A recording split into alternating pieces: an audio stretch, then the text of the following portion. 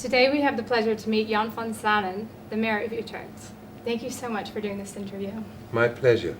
You know, I'm actually a big fan of yours. We met Accidents before. happen. We met We all before make mistakes, yeah. in the Tivoli in January this year. Yes. I organized a party together with the Economic Board Utrecht, and I was to give the speech. I lost my voice that evening or the day before, and so I was really nervous. And they told me, yes, Jan van Zanen, the mayor of Utrecht, is going to meet you in the back room. And then I got even more nervous. But you came in the room. You had the people that you work with you, and just started talking with us, asking where I'm from. And I said, yeah, I'm from the US. And you shared your experiences there as well. And suddenly I just felt really calm. And you got your voice back. But they turned the microphone really loud. Okay.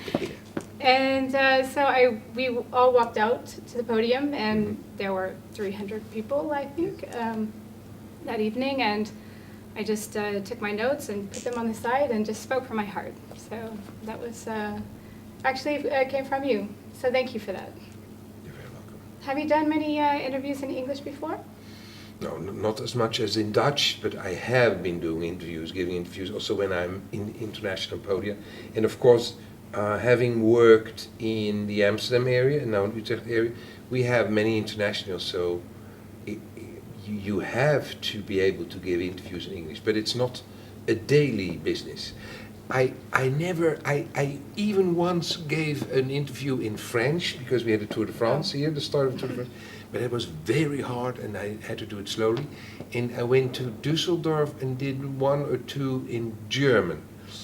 I saw that online. You saw it online. Yeah. And they understood what I said. Nice. You've been the mayor of Utrecht since January 1st, 2014. That's true. Before that, you were the mayor of Amstelveen Yes. for 8 years. Yes. Maybe you can tell us how is a mayor elected or chosen here in the Netherlands? We have quite a different system than the international society is used to, because we're not elected by the people, we're appointed. I have been an elected politician before, but now I'm a mayor appointed by the king officially, or actually by the national government. But the city council, the city parliament of Utrecht has influence on that. There are a few candidates. You can write a letter to the king. I would like to apply for the vacancy of the city of Utrecht or Amstelveen. And then city council, behind the scenes, of course in secrecy, decides the woman or guy they would like to propose to the national cabinet. Then the cabinet says, okay, we do it. And then the king appoints, and then I'm sworn in. Wow, that's interesting. But it's very different Yeah. from. And then, of course, the city council is elected directly, and my vice mayors, they come from the majority in city parliament. So there is a coalition, and they have the vice mayors. So I'm appointed. I'm appointed for an administration of 6 years, and we have every 4 years we have elections, and then I get new vice mayors. Wethouders, as they call it, aldermen, you could also say. So that's quite a different system. I'm supposed to be neutral. I'm supposed to be the constant factor. I'm supposed to be the ambassador, the referee, or the inspirator, or the warner, or that kind of thing and functions. But it's different from the US or UK or Germany. Yeah, definitely. What is a typical day in the life of Jan van Zanen like? I rise every morning at 6 o'clock, and then I take my bike, I comb my hair, I put on some training suits, and then I swim. I try to swim every working day from Monday till Friday. And then I will leave into the office at 8 o'clock, and I hope to be back before 11 in the evening. Long days.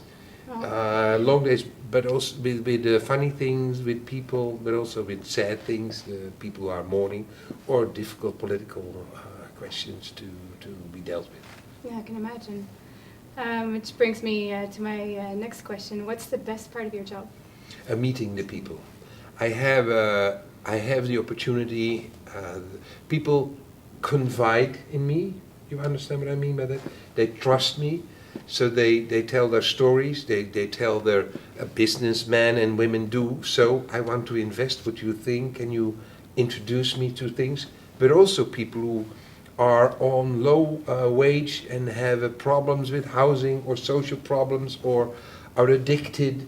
They tell me their stories. They inspire me, and it's my role, and also have the opportunity to see and meet a lot of people, highly talented in cultural, the violist, the best violist, the best magician.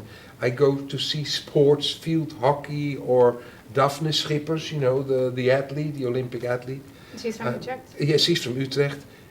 So I meet many people, and I think that's the nicest part of my job, meeting so many people from all layers of society. Nice.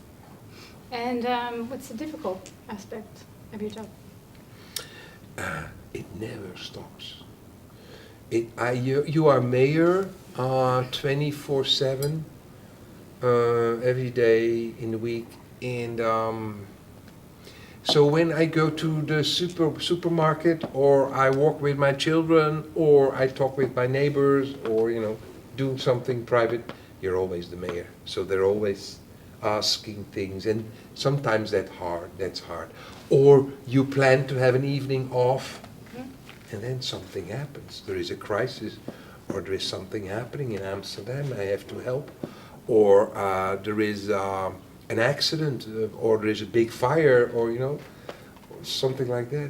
Last year or 2 years ago, I was for the Dutch government. I had to give a speech at the United Nations in New York, and you don't see anything of New York, during those meetings.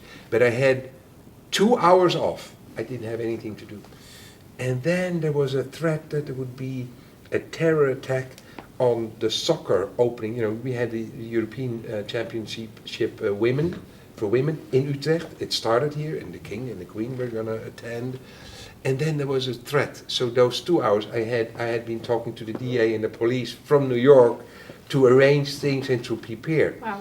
So even if you have 2 hours off, something unexpected happens, and you have to be in charge. And that's something that is sometimes difficult to do, because I also need some hours off. Me time. Yeah. Yeah, I can imagine it's a lot of responsibility. Yeah, but I'm joyous, and I sleep well. That's the best thing.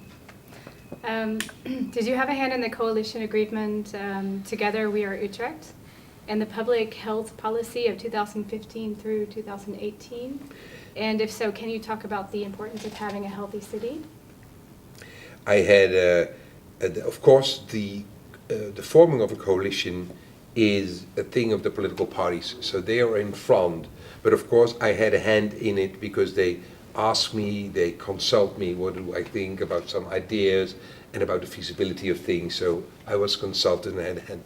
But more importantly, I strongly believe in what the message of the coalition is, and the agreement they made of a healthy urban living. Because everywhere in the world you see a tendency that more people tend to live in cities. Cities grow. And that's a tendency you see everywhere in the world. And I can understand that it happens. But to us, being the local governments, it gives an extra responsibility, because more people means people want to be mobile. People want to live, they need houses. But also people need their recreational areas, public areas, green. How can you organize that when cities are growing, and cities are also, like Utrecht, deciding to facilitate that growth within the city boundaries?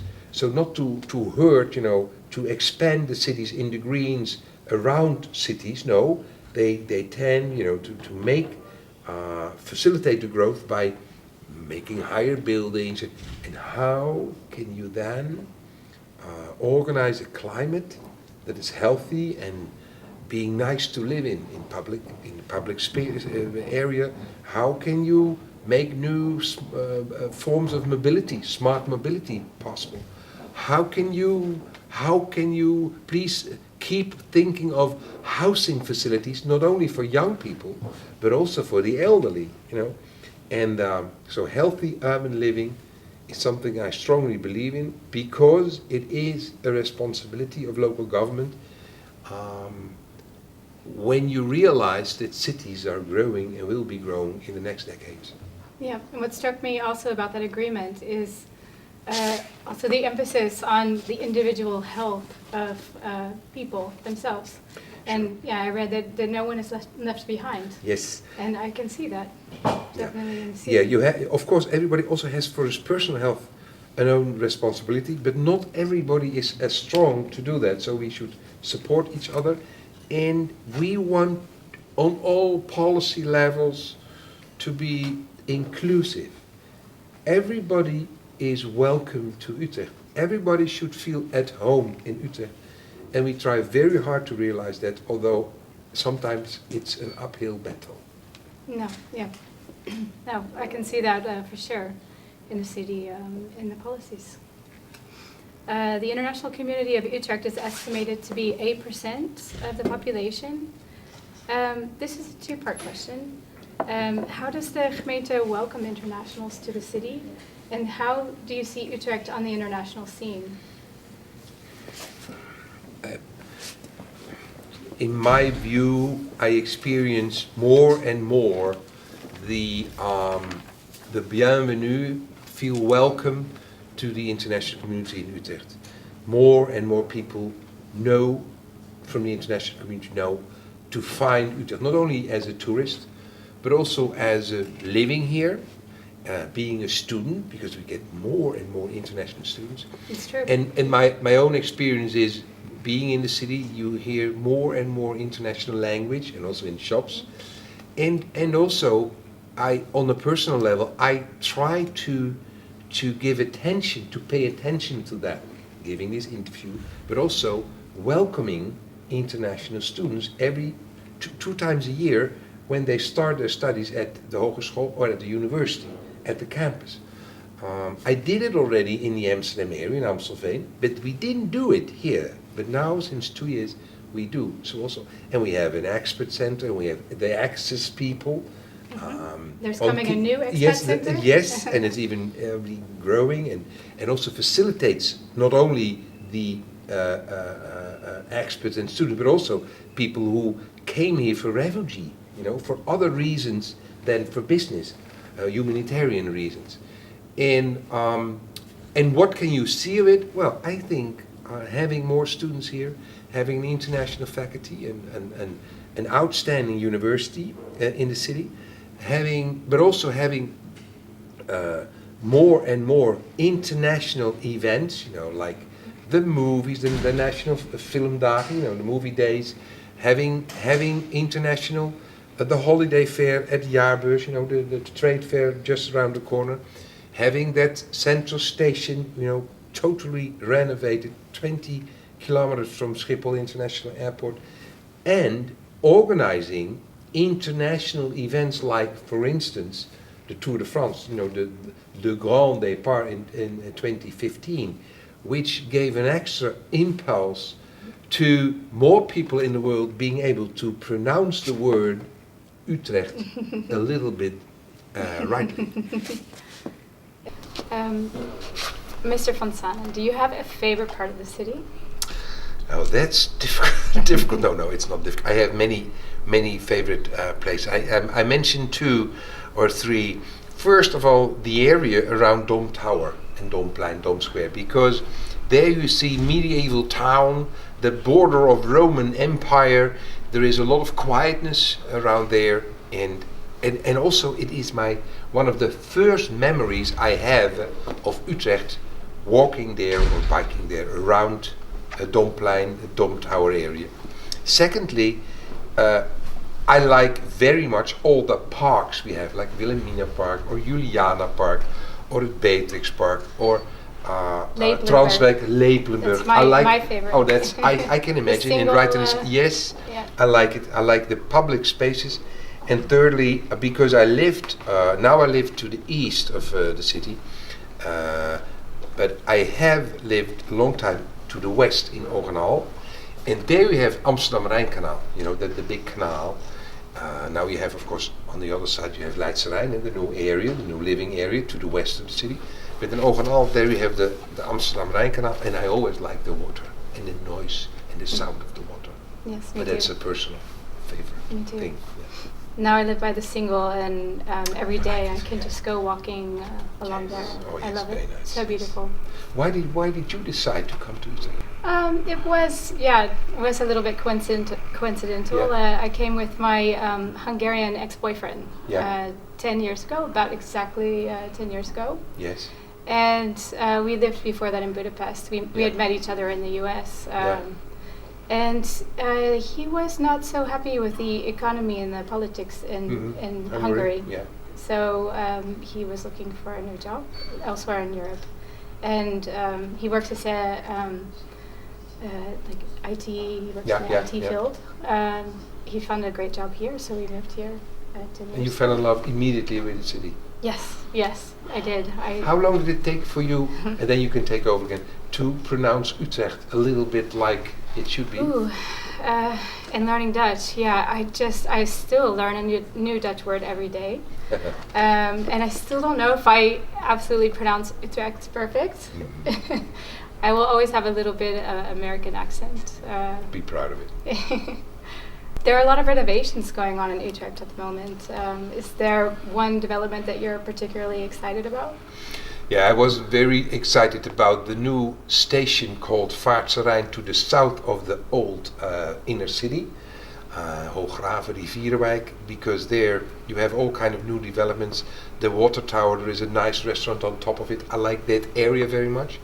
Then of course here in the center, near Central Station, you have a total renovation also of the mall, Hoogkaterijnen, beautifully. And I like very much the roof, you know, with the bulbs, you know, the big top, the Bollendak they call it. And it's a new name, I know, I'm not sure what will be the name in 10 years. But I like the area, and of course what I like very much is that the water of the Singel, you know, it used to be one, singling the center of the old city. But there was the water was taken out, and the canal was taken out, and there was a road made, and now the road is gone, and the water is being back, and we're almost there that you can have the circle again, and I am very looking forward to reopen and to make that single way circular, that we can buy boats or. Yep, me too. And I'm really looking forward to it. Me too. Would you like to share anything else? Perhaps a nice message for the internationals visiting and living in Utrecht?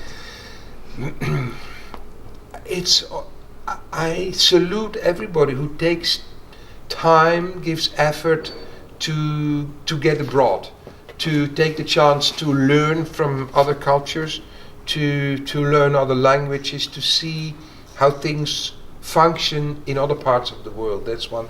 Secondly, I always hope that when people decide to come to Europe, to the Netherlands, which is a kind of gateway to Europe, that they also visit not only Amsterdam or Rotterdam or The Hague, but also visit the heart of the Netherlands, the very heart of the Netherlands, Utrecht. And then I hope that that our efforts to let visitors, long time or short time, to let visitors feel at home here. That those efforts, we want them to feel at home, that they work, and that when they leave, they always keep a little part in their heart for Utrecht. Yeah, I believe they do. I have a large Facebook group. It's called Expats Utrecht. Mm-hmm. And I happen to know a lot of people stay on the group even after they move away, because they want to keep up with the Utrecht things. Oh, that's very nice. That's a nice message. And I wish everybody a nice holiday season, because we are in December now. I don't know when it's broadcasted, but you can cut it. But if it be broadcasted in December, wish them a happy holiday season and a bright start of the new year. Yeah, thank you so much for doing this interview with us, Mr. Van Zanen. And I would like to give everyone a reminder that we'd like to organize a nice party for the international community in Utrecht on March 8th. And there you may hopefully have the chance to meet Mr. Van Zanen in person. Well, that's very nice. I'm already looking forward to it. See you on March 8th.